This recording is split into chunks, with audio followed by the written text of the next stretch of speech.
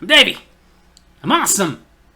And welcome to Davy's Awesome Wrestling, where I review wrestling-related things all from the perspective of a fan, not an insider. And this week, I'm going to be reviewing a documentary that's been around for a while, but really hasn't gotten the play it deserves. This documentary was filmed between 2006 and 2009, and came out in 2010.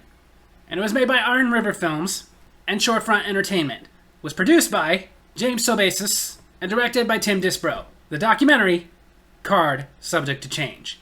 For this review, I watched the extended edition. Basically, whereas most wrestling documentaries focus on one particular wrestler, or maybe even several professional wrestlers that we remember from the WCW, WWF heydays, maybe even NWA, this one was strictly focusing on independent wrestling. Its main focus was the NWS, National Wrestling Superstars, which is based out of New Jersey. And a lot of it centering not only around the promotion, but the promoter itself, Dapper Johnny Falco, who got into wrestling through roller derby. A lot of old-timers started in roller derby. Everybody thought it was going to last forever, and, well. But what I thought was really cool about this documentary was, of course, it went into the veterans that were still wrestling in the independents around the time that this came out. Guys like Kevin Sullivan, who at the time, in between wrestling gigs, also owned Froggy's Gym in the Florida Keys, which he sold in 2009 to go retire somewhere near Seattle, Washington. But also into some brand new wrestlers, like James Irvin, who was going by the name Sergeant Jimmy Storm. They showed him getting ready and even going to his very first match. And then by the end of the documentary, it became clear that wrestling wasn't going to work out for him, but now he's a referee. And was even showcasing top independent performers at the time, like Trent Acid, who, a little bit before this documentary came out, passed away from a drug overdose in 2010. It was a sad way to end a wrestling career that started when he was 14 years old, and looked very promising. He was one of those names that if you were a super fan, you knew who Trent Acid was. He had been in Ring of Honor, he had made appearances in WWE, TNA, never got signed, but then again, who knows what the future would have held, he was still young. As an old school wrestling fan, it was also kind of cool some of the other guys that they had showcased, like Kamala, the Ugandan Giant, who at the time was not only wrestling, but was also a truck driver. By the time this came out, he had retired, and later started having health issues with his diabetes, and of course, as we know in 2020, he contracted COVID, which mixed with his diabetes, ended up costing him his life. Rest in peace, Kamala.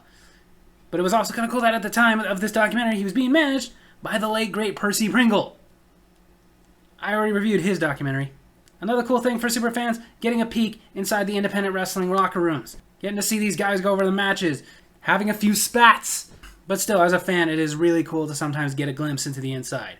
It showcased people that had brief stints in wrestling, like Lacey Von Erich, the daughter of Kerry Von Erich, who, a little bit right before this documentary came out, had gotten signed to TNA Wrestling, and then, before the documentary came out, retired to go pursue other ventures. She's now a part owner of SWE Fury, and she does a little bit of wrestling here and there, but she's mostly behind the scenes. It had Rhett Titus, before he was signed to Ring of Honor, when he was still very new to the business, but definitely an up-and-comer. And he's had a lot of success since then. It showcased Sherry Martel for a minute, which was not only kind of cool, but what was also kind of cool, this was her last on-camera interview before she passed away in 2007, when they weren't even done with this documentary. They basically just started.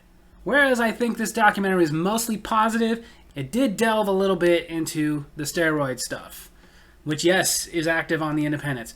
Kind of like the drug use stuff that they delved in with Trent Acid. In this case, with the steroid stuff, they were mostly talking with a wrestler who was admitting to using them, named Corvus Fear, who, since before this documentary came out, has stated that he no longer uses steroids, but admits that he has used steroids to try to get himself more cut. What I liked about it, though, is yes, they're addressing the steroid thing, but they're not really delving into the political side of it. Like, of course, there are people who think that steroids are fine, they should be allowed to be used by any athlete, and there are people who are vehemently against steroid use.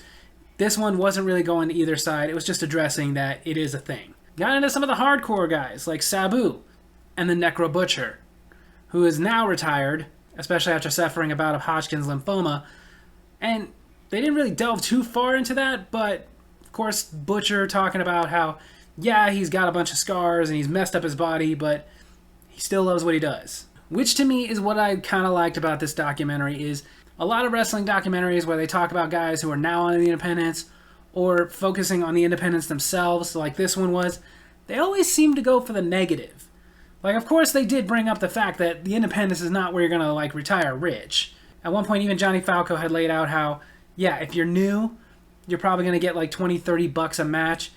If you're a little bit more experienced, you're probably going to get maybe $100 to $200 a match.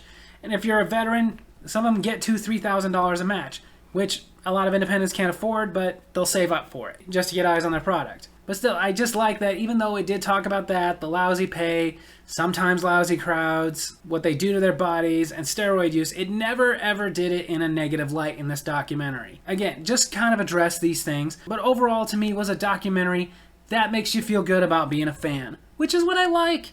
I hate documentaries that try to make me feel bad for being a wrestling fan, like, you shouldn't like this stuff, these people are ruining their lives. In this documentary, a lot of them were making it very clear that despite that there's been good and yes, a lot of bad, like life, they all still love wrestling.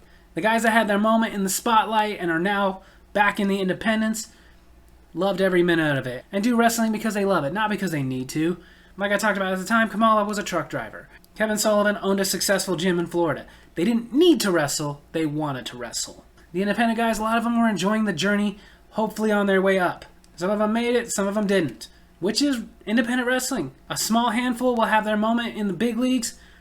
Most of them won't, but they do it because they love it. And I love them for doing this stuff for my entertainment. And ultimately, what I overall love about Card Subject to Change is it doesn't make me feel bad about being a wrestling fan. It makes me feel good, actually.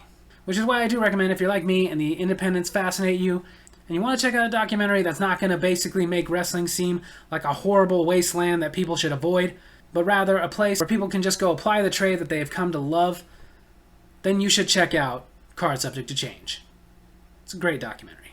So there you have it. That's my wrestling review this week. I hope you guys enjoyed it, and if you did, make sure to hit like, hit subscribe, hit that little bell so you get notifications for when I post new videos, and leave a comment. Tell me what you thought of Card Subject to Change. Love you guys.